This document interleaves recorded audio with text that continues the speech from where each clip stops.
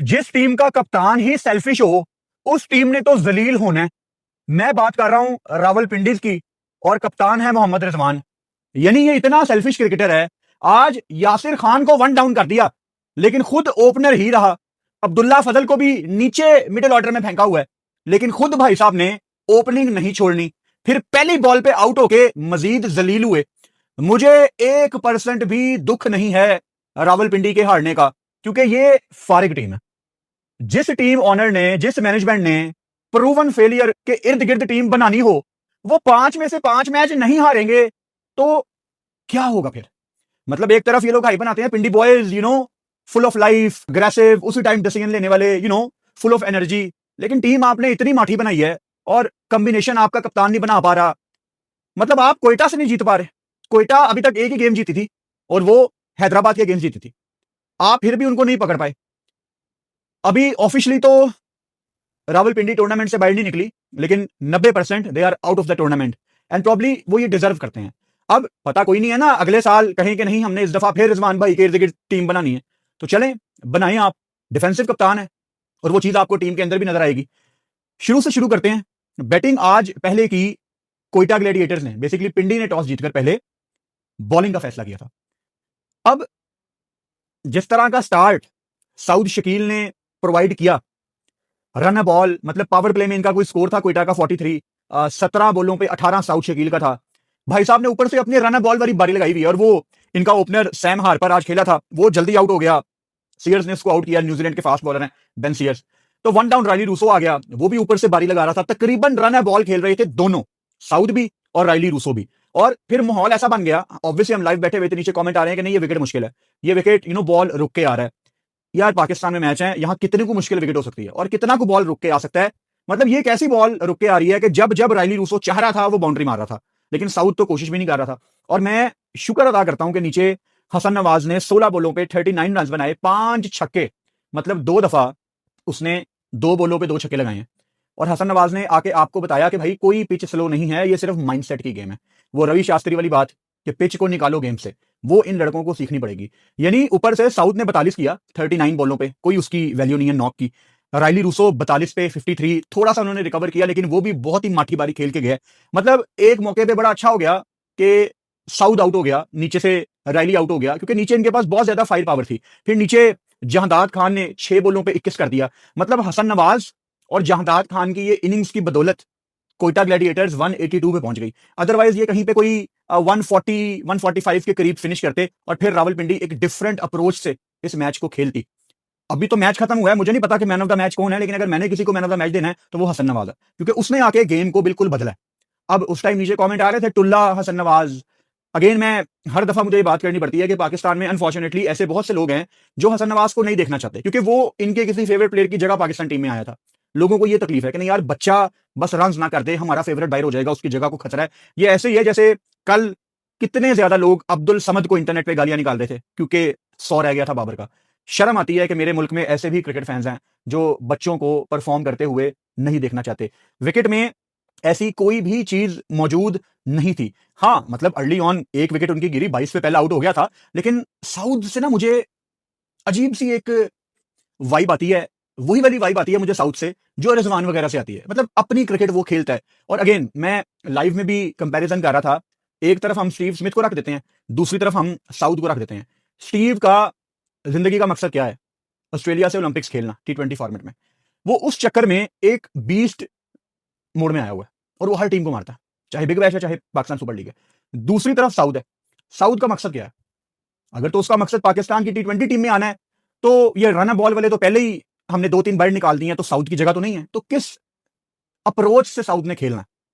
देखो ये जो तरीकाकार है ना कि ऊपर से आके ओपनर आपका रन बॉल खेले और नीचे से आके कोई किसी दिन चल गया, ये पाकिस्तान टीम में भी ये चीज अनफॉर्चुनेटली बहुत सालों से है क्योंकि नीचे से आके हसन नवाज जैसे बैटर्स की बारी हर रोज नहीं लगेगी, तो आप साल के ज्यादातर दिनों में फिर कोलैप्स ही करोगे क्योंकि ऊपर वाले इतनी ज्यादा बॉल्स खेल के सिर्फ अपने रन बनाते हैं और बाद में पता लगता है कि इन्होंने तो सबसे ज्यादा रन बना लिए, जबकि वो टीम के बिल्कुल काम नहीं आते रन, क्योंकि इनके वो अपने रन होते हैं, उसकी वजह से टीम का टोटल नीचे होता है। और किसी भाई ने कमेंट भी किया था लाइव में बड़ा अच्छा कि साउथ के स्लो खेलने की वजह से उसका असर पूरी टीम पे होता है।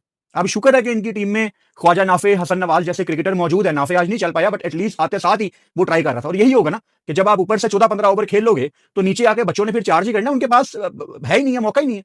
हसन नवाज ने तो भाई दूसरी बॉल पे आपको दिखा दिया था कि भाई टाइम नहीं है, बहुत ज्यादा ऊपर कप्तान साहब नुकसान कर चुके हैं, अब हमें चार्ज करना पड़ेगा। और क्या हिटिंग की है हसन नवाज ने, और इसको हमने पाकिस्तान टीम से बाहर निकाला हुआ है अनफॉर्चुनेटली। हमें जनरेशनल टैलेंट बताया गया, पाकिस्तान में स्पिनर्स को खेलने वाला मिडिल ओवर में सबसे अच्छा बैटर हमें बताया गया, और फिर बहाने लगाए गए कि उसने डोमेस्टिक खेलनी है, नहीं उसका तो बेबी हुआ है। किसी को बाहर निकालना है तो कोई भी बहाना बना के उसको बाहर निकालना है। यानी ये शर्म की बात है माइक हेसन के लिए, आकिब जावेद के लिए और सलमान अली आगा के लिए कि हसन नवाज वर्ल्ड कप में नहीं गया। और हम अजीब सा बैटिंग ऑर्डर बना के नई नई चीजें ट्राई कर रहे थे। और फिर जब हमारे कप्तान सलमान अली आगा हमें कहेंगे कि हमें हमारी प्लेइंग 11 पता है, तो हमें तो उन पर यकीन नहीं आएगा, क्योंकि हमारे साथ धोखा किया गया है।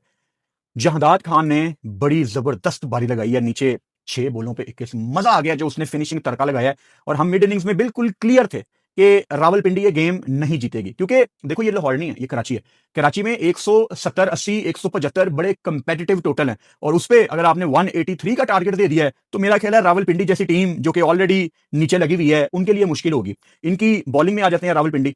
अब्बास अफरीदी कह रहा हूं, आसिफ अफरीदी को पहला ओवर दिया गया, और जब पहला ओवर वो कर रहे थे तो लॉन्ग ऑफ पीछे था। अब मेरे लिए ये डिफेंसिव कप्तानी है। अच्छा, अगर कोई गोरा भी ये चीज करे ना, हम अक्सर इंग्लैंड को भी देखते हैं, न्यूजीलैंड को भी देखते हैं कि पहला ओवर आया, अगर सेंटनर कर रहा है या कोई भी दूसरा बॉलर कर रहा है, रचिन कर रहा है, पहली बॉल पे ही लॉन्ग ऑफ पीछे है। मेरे लिए ये डिफेंसिव सोच है। अगर कोई गोरा कर रहा है तो इसका मतलब ये थोड़ी है कि वो ठीक है। एक गोरा हमारा भी तो कोच है, क्या वो हरकतें ठीक कर रहा है? नहीं हरकतें ठीक कर रहा। एक स्ट्रेटजी वो होटल से सोच के आता है कि उस्मान तारिक 10 ओवर के बाद आएगा, वो तभी आता है। तो जरूरी नहीं है कि गोरा जो कर रहा है वो ठीक ही कर रहा है। ठीक हो गया। सो पहले ओवर में लॉन्ग ऑफ पीछे है, ये क्या प्रेशर आपने डालना है अपोजिशन के ऊपर। नया बैटर आते साथ ही क्या कोशिश करता है कि वो डाउन द ग्राउंड बल्ले पे बॉले लगाए और थोड़े रन करे, आते साथ ही बॉल मिडल करे। क्रिकेटिंग लैंग्वेज में अगर बताऊं, आप तो वो करवा रहे हो, डिफेंसिव सोच है। तो ये अटैकिंग क्रिकेट नहीं है रिजवान साहब।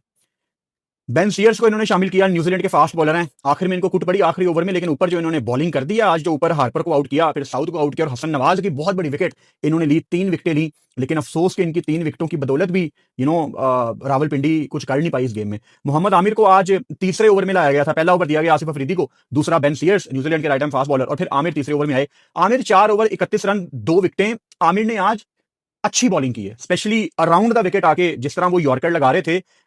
मेरा ख्याल है कि बहुत ही आपको स्किलफुल बॉलर होना चाहिए। थोड़े से शुरू में मुझे लो एनर्जी लग रही थी आमिर की, प्रॉबेबली थोड़ी सी फटीग है या शायद कुछ कैरी कर रहे हैं, लेकिन शुरू में थोड़े से ऑफ कलर थे।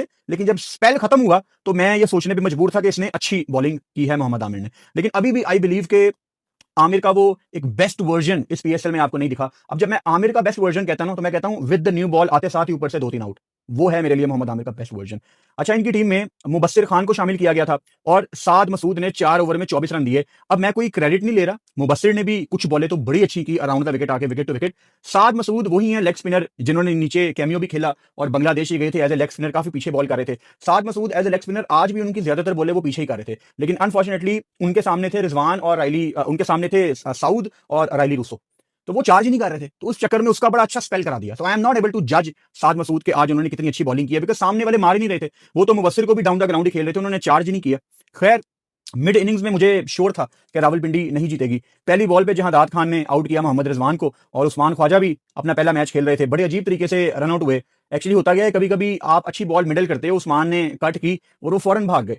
इसको क्रिकेटिंग लैंग्वेज में कहते हैं कि कभी कभी आप बॉल मिडल करके ना उस चक्कर में होते हो कि बॉल बड़ा अच्छा मिडल हुआ और आप भाग जाते हो, आप ब्लाइंड हो जाते हो एकदम, और सीधा वो हसन नवाज के हाथ में बॉल थी, उन्होंने थ्रो की और उस्मान ख्वाजा भी आउट हो गए। अब देखो इनकी टीम में एक यासिर खान ऐसा प्लेयर है जिसने पहले मैच में भी बारी लगाई, पीएसएल में इसने बारियां लगाई हुई अच्छी, पहले भी मुल्तान की तरफ से।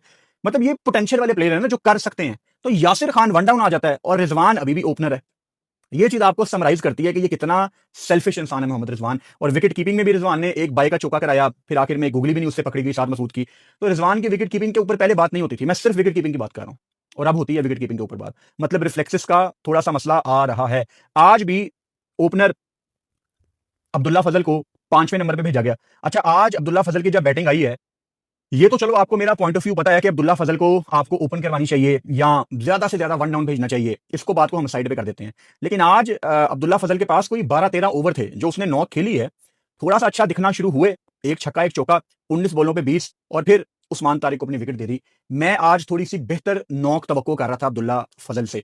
अब्दुल्ला फजल, मेरा आपको पैगाम यह है कि जब आपकी टीम में सेल्फिश कप्तान हो ना रिजवान जैसा, तो आपको फिर मौके को दोनों हाथों से ग्रैब करना पड़ेगा अपना पॉइंट प्रूव करने के लिए कि नहीं मैं कर सकता हूं ऊपर बैटिंग, मेरे साथ ज्यादती हो रही है। लेकिन आपने अपॉर्चुनिटी वेस्ट की है, but you are very talented और आई एम श्योर कि आप पाकिस्तान को सर्व करोगे अगर इसी तरीके से आप इंशाल्लाह ताला खेलते रहे। Very good talent for white ball cricket.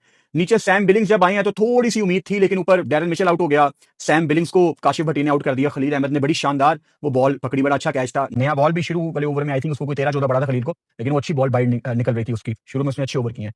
मतलब वन साइडेड गेम, मजा ही नहीं आ रहा पीएसएल का। मेरा काम ना हो तो शायद मैं देखूं भी ना ऐसे मैच, क्राउड भी नहीं आ रही। आई होप कि जल्द से जल्द पाकिस्तान क्रिकेट बोर्ड लोगों को